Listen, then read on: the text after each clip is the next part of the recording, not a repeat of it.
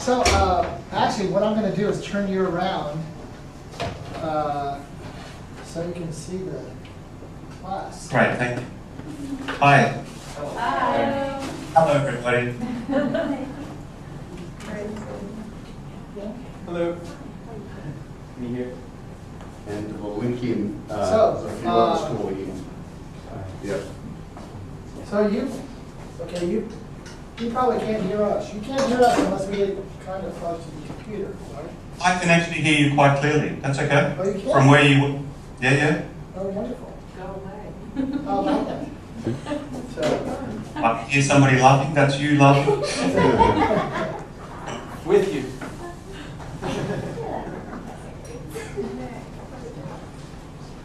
So, this is Professor Paul James from Melbourne. He is going to talk to us a bit about his perspective in the next few minutes on what's happening in West Papua. Thank you for joining us. Thank you very much for the invitation. It's fantastic. Louise asked me to talk about democracy in West Papua.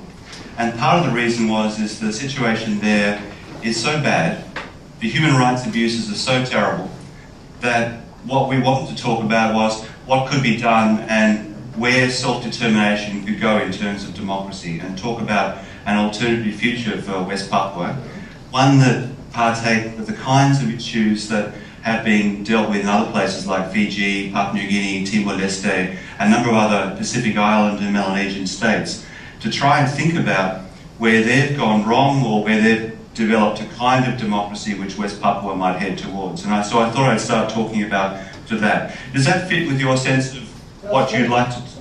That's excellent. Yeah. Okay, great. So the situation in West Papua is that it's a semi-autonomous region within an Indonesian archipelago. Indonesia treats West Papua as really the length and extension of their great empire, rather than as part of the nation state of Indonesia. And that's part of that complication of the way in which Indonesia was set up in the first place.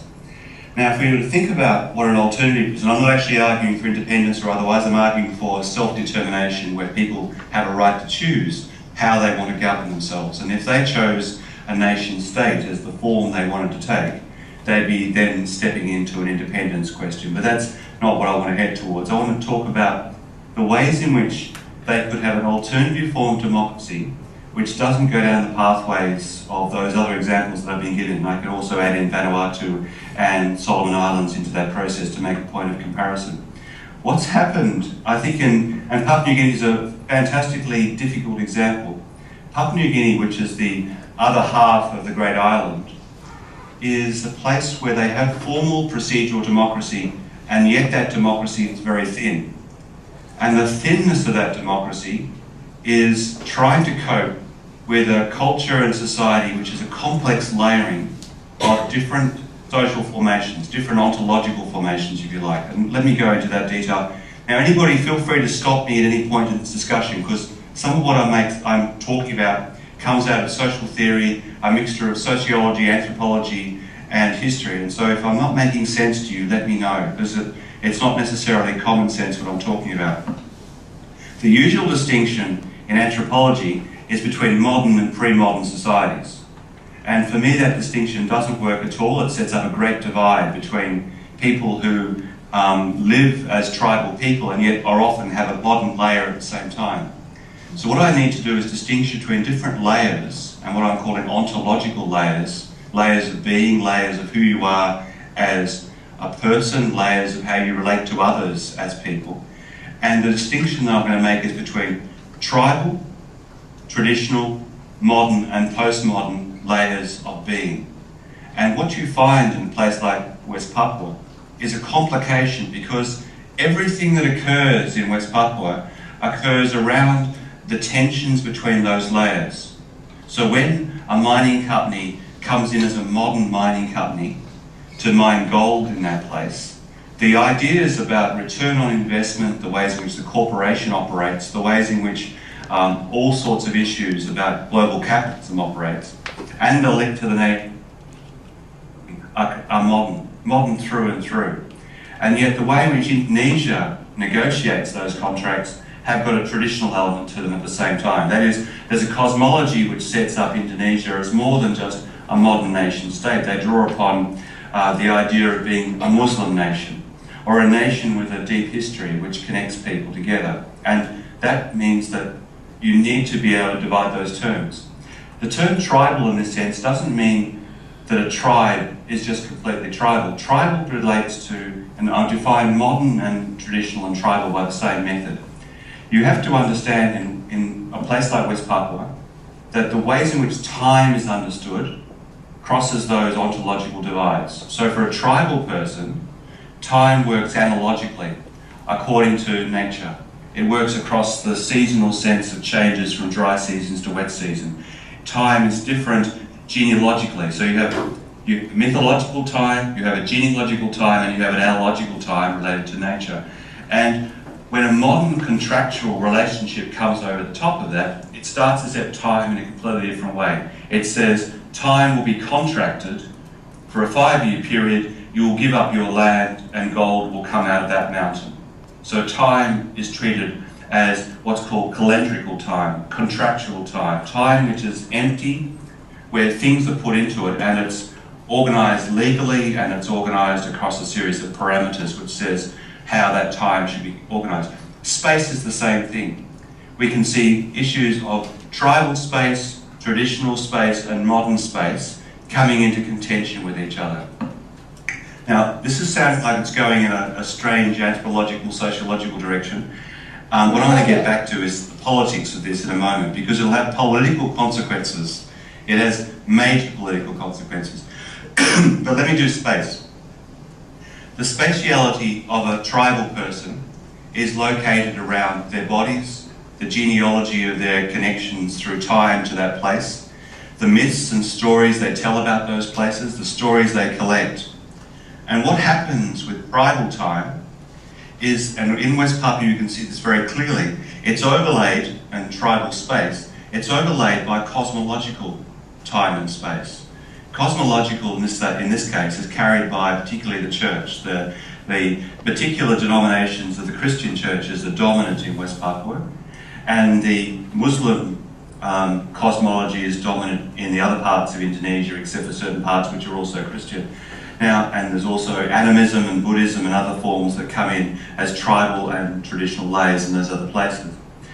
When those layers come into contention with each other, tribal times and spaces are places which are particular to people. They live them through their bodies, they live them through their sense of their genealogical past and how that past will be passed on to future generations. Whereas cosmological time and space frames it by God, Jesus or Allah, and says that time and space is framed by your being as connected to this greater entity which is bigger than yourself.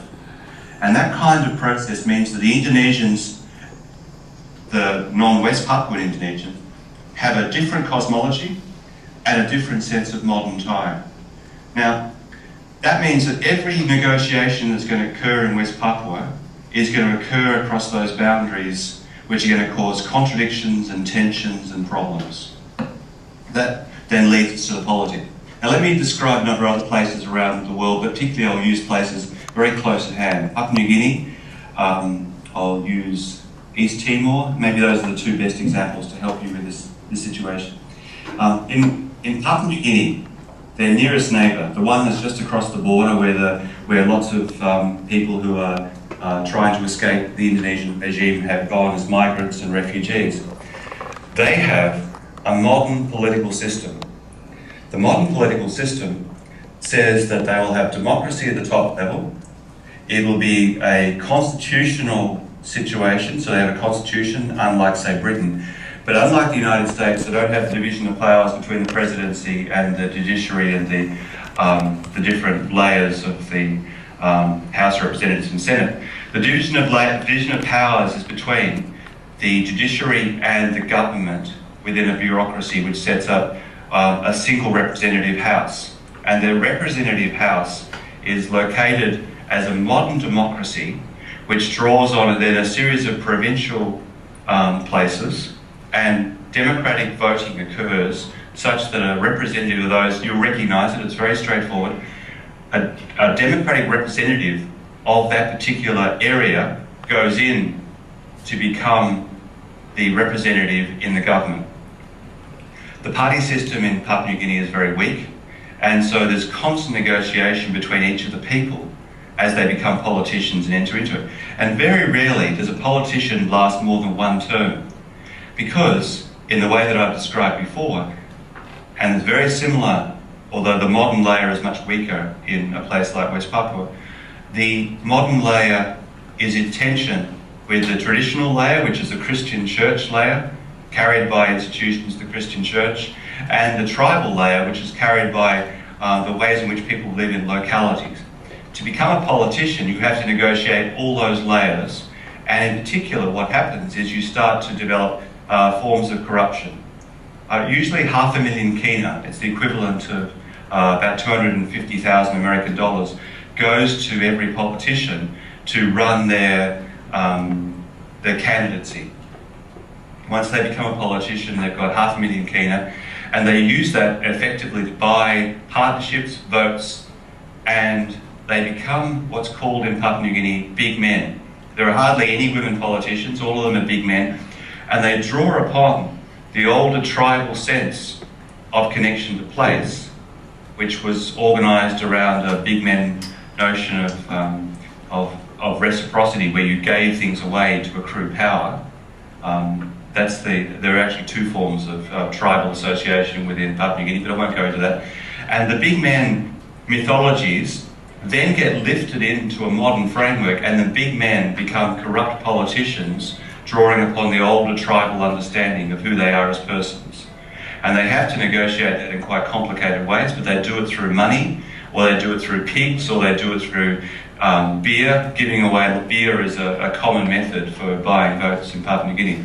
And it's a low-level corruption, but it means that the older forms, even though they're strong and vibrant, are being corrupted modern form, even though the modern form is a good form of democracy. And you can see what I'm saying, that good democracy can actually be perverted in the intersection of these three ways of understanding social life: the temporality, the spatiality question, the nature of your body as you are a person in that space. Now, how are we going to cope with that? Well, various ways have been tried around the Asia-Pacific region. And one way in Timor was to try and think about local level government. In Papua New Guinea, the same thing. They set up a thing called local level government. In Timor-Leste, they tried to take the chiefdom system and give them small salaries to become the representatives at a local level. And the reason it didn't work was because the ways in which modern democracy framed the process was to really make the whole thing centre on modern power.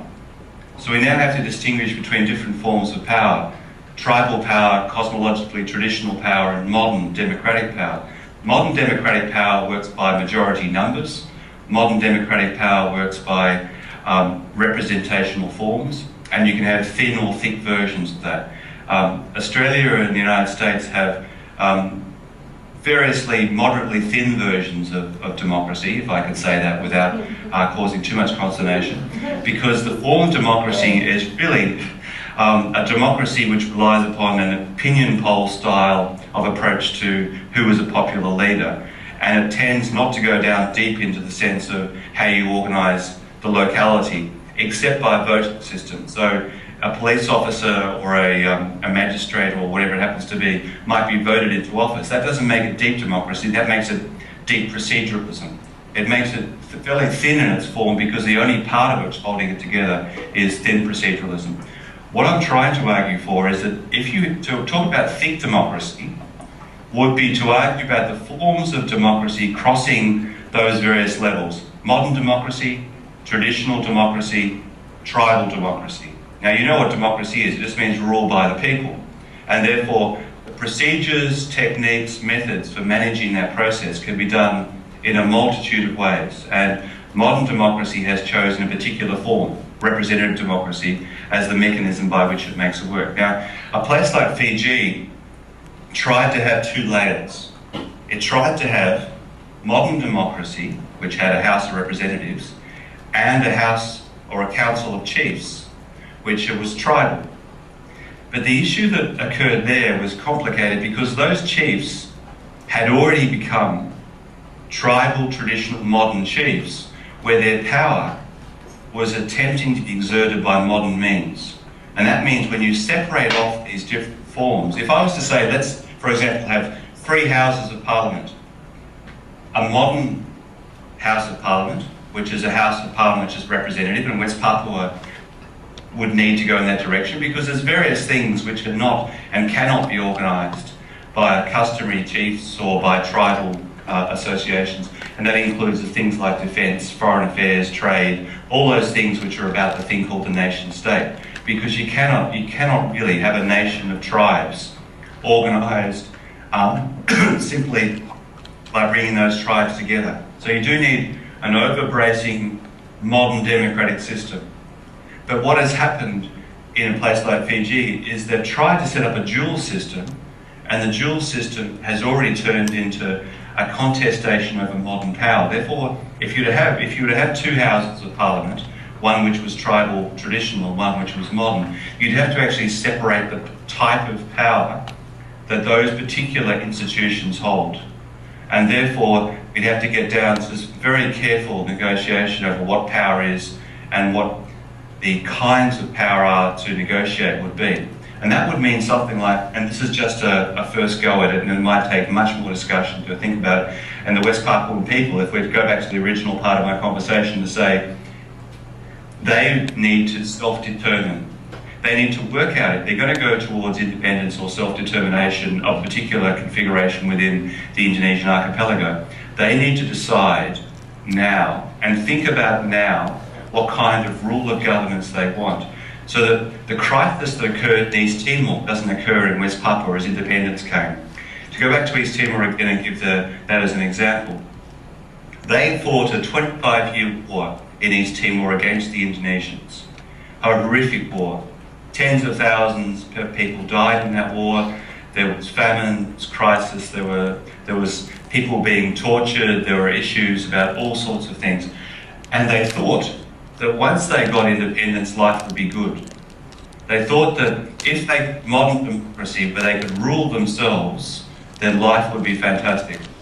What happened in Timor, in the transformation to a new democracy, was that the transformation brought all of the problems associated with what I've been describing as those tribal, traditional, modern layers of both power and politics into contention. In the old Timor, tribal differences between people were quite apparent. Mythologies were across the island. The differences between people meant there were many different languages, and kingdoms had been developing across the course of the 15th to the 19th century, which gave you a traditional layer of understanding of cosmological frameworks. And one of those traditional layers of understanding inside Timor was the difference between the East and the West, Loramonu and Lorasai. This is a story which then became a traditional cosmology, got lifted and abstracted out. And this meant that people in the East, the Lorasai, started to distinguish themselves from people in the West, the Loramonu. This is a mythological and then cosmological claim. It is not a modern power claim. And this particular thing was the connection between people. Under the cosmological understanding of power, it was what connected people.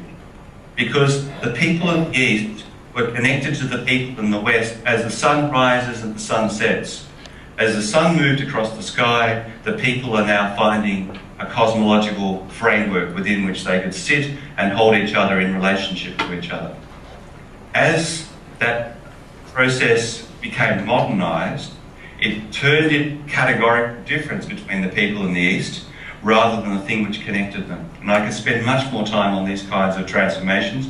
You can do it for Rwanda and the crisis and massacre that occurred in Rwanda and the ways in which modern democracy overlaid a cosmological and tribal system and then gave rise to a distinction between Hutu and Tutsi, which was not a tribal distinction of a categorical kind, it was a tribal distinction within a clan structure of an older kind which didn't separate those people absolutely, it connected them together.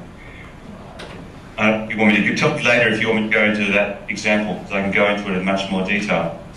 In East Timor, after independence, that Loromonu Lorisai, the east and west, became the distinction which became bound up with power. Those who were part of the west felt disenfranchised. The Lorisai part of the east said we were the best fighters during that 25-year period. We were the best guerrillas, therefore we deserve modern power. Fredland was most clearly associated with the east. They deserved modern power, and they wanted to have the outcome of modern power when they then set up their power relationships. And so in doing so, in setting up that modern power and claiming modern outcomes, commodities and money, there was a split in the military in East Timor, and there was an ethnic cleansing process which started in places like Dili, and the East Timorese, the Lorisai, started to ethnically cleanse the Loromonu from certain suburbs in Dili, and vice versa. And you got a complete separation of those peoples. What previously held people together became the basis of their separation, because the modern changes meant you categorise power against that. Now, my fear in a place like West Papua is that it too has been through, in not a hot war in this case, but a slow war. It is a conflict which is so basic and fundamental as to mean that people are now seeking out to find sovereignty and power, sovereignty and modern sovereignty, because they think it will solve their problems.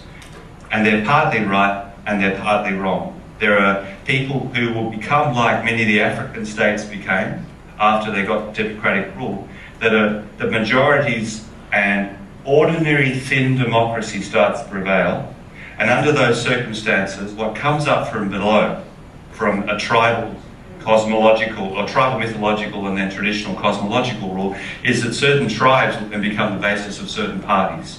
And you get what we've seen in a place like Papua New Guinea, or the old Rhodesia as it turned into Zimbabwe, or the old South Africa, and all sorts of issues that are associated with almost all of the African states about certain tribes becoming the basis of modern democracy.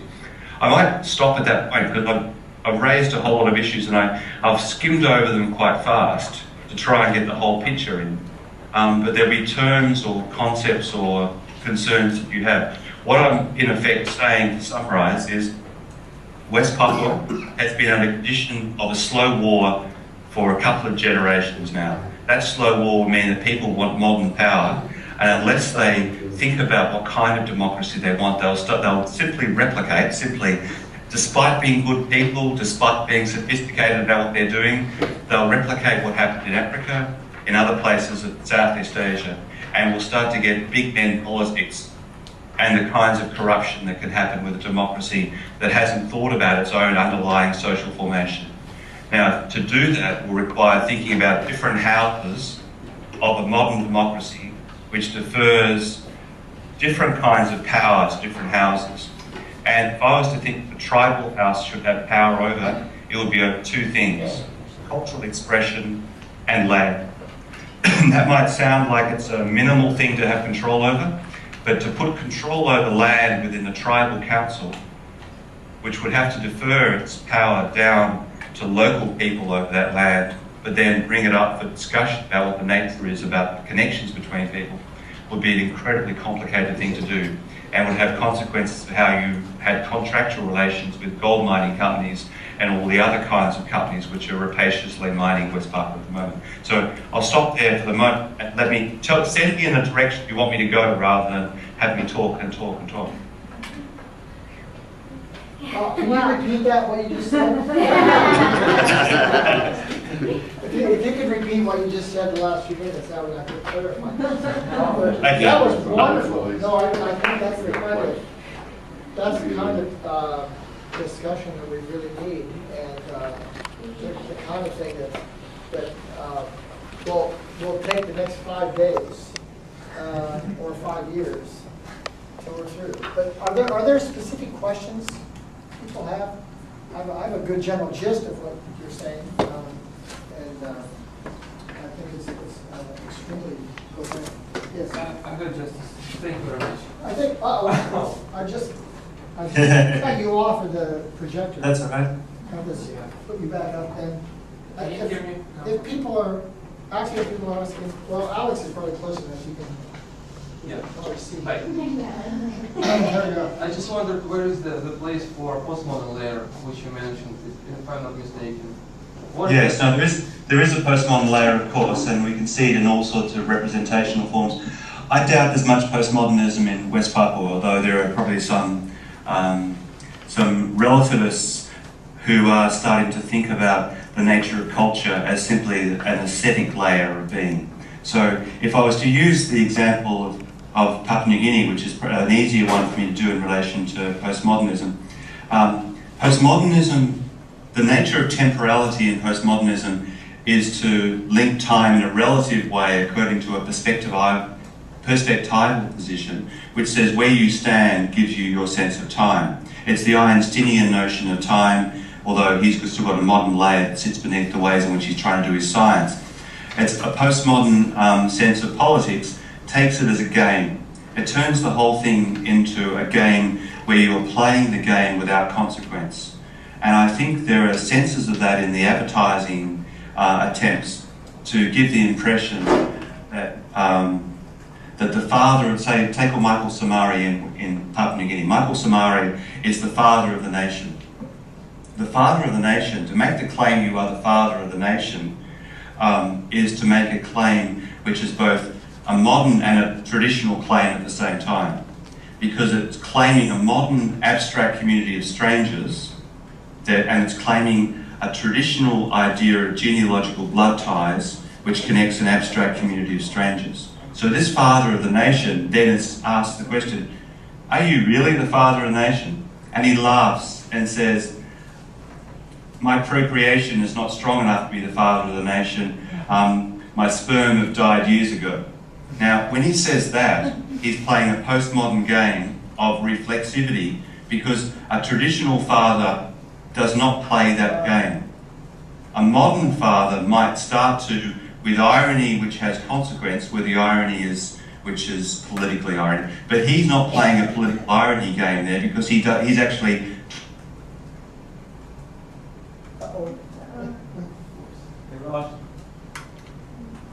Politics of it. We just lost you for a second. Yep. But I think that if you take politics in the United States or Australia, you can see it so much more clearly. The postmodern layer of politics, where you're able to just separate yourself from that modern sense of being and lift yourself into an idea of yourself as a monad connected to others separately, where you're part of the nation yet you float outside it, all those sorts of things which make you a different kind of person. And I think for a lot of us who live in this world, we are predominantly modern, those of us who are living in the United States or Australia. There are people, even people who are tribal in Australia have a very strong layer across what they're doing at the modern. But they can play postmodern games as well as the rest of us. Thanks. I have a quick question. Okay. I think maybe we should probably take one more question. I can hear you. Because we do have we do have a number of other people we have talk to us, and I could listen to you for the next 3 hours. But Thank you. we have but we're strictly on a modern time frame. And, That's right. Yeah. At When the 7:10 our time, at 7:10 there's another class. In fact, it's an accounting class. And they gather in the hallways in a huge crowd, waiting for us, this little handful of sociologists to leave. And so You're absolutely right about modern time. Modern accounting, if you tried to account for value within a tribal setting, you could not account within a double entry bookkeeping system. You took value as a completely different notion. As you said, modern time is marked by demarcations of the hour, and so we're up against it in terms of modern time. I understand completely. but we'll relax for a moment and get one more question. Your discussion about how movements decide to either make the choice to become independent or more importantly how they rule themselves is really interesting. And I did some research, it's a few years ago now, on Somaliland, which isn't obviously recognized as a country, but clearly had some very interesting ways of dealing with tribe and consensus, and I thought was kind of an interesting hybrid in regards to governance and how to hopefully blend or meld the modern with the tribal and these different layers that you described. Have you looked at Somaliland and how they are governing at this point, and have there been any studies on lessons learned about what they're doing regarding their culture and integrating it into their governance? So you're talking about the country of Somalia and within that Somaliland, is that what you're describing? Oh, yeah, well... The country, yeah. Well, the country of Somalia is Yeah. obviously... which is rent by violence at the moment. Right, And in effect it's a battle, a modern battle between two neo-traditional, which means that the modern groups have gone back to traditional cosmologies, Christian and Islamic, Right. and are battling each other. And tribal associations are being lifted up. What you're describing has been working at a very low level and has been intermittent. And one of the most wonderful things we've seen is coming out of that horror has been local settings of that activity. But what's usually talked about in that, and I don't know of any research that's been done on what you're describing. I know lots of research that's been done on the ways in which tribalism becomes perverted by modern associations. So what are called tribal chiefs are now linked to warlords in that place. And so you then get modern sovereignty power drawing upon older tribal associations, but you draw it into that modern war system.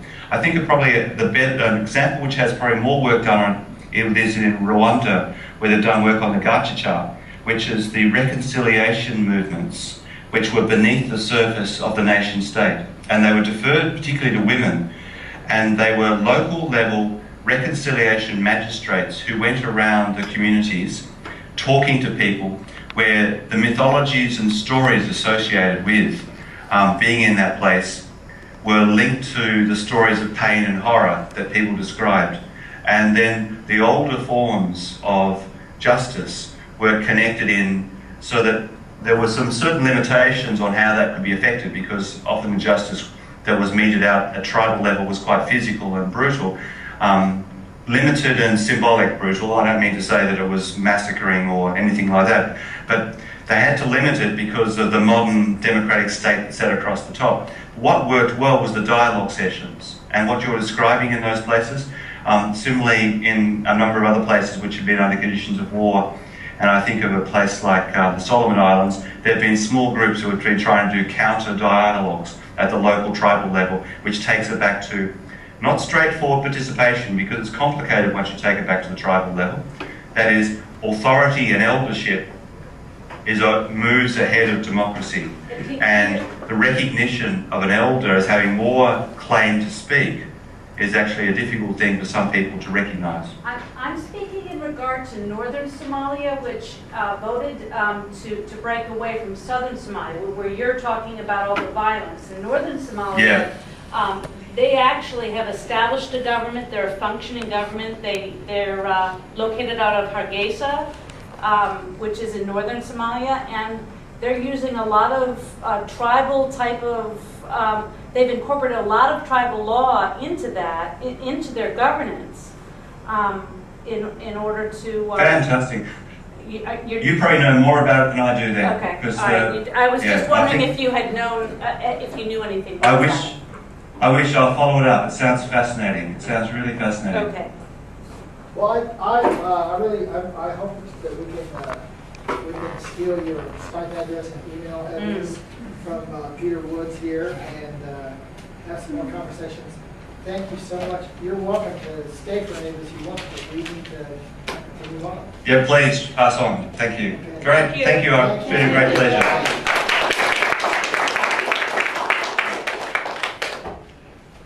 Wow, sit on that. This is an excellent addition. Thank you to whoever. And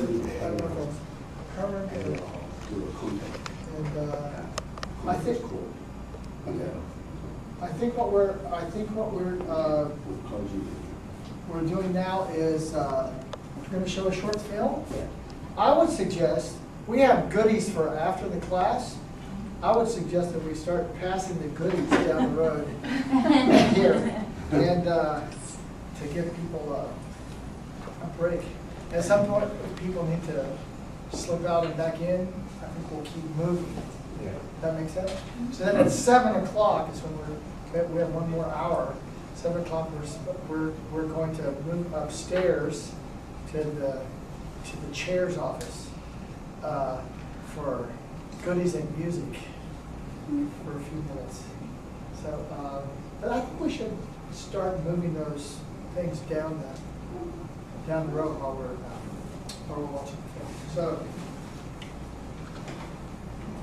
Let's see.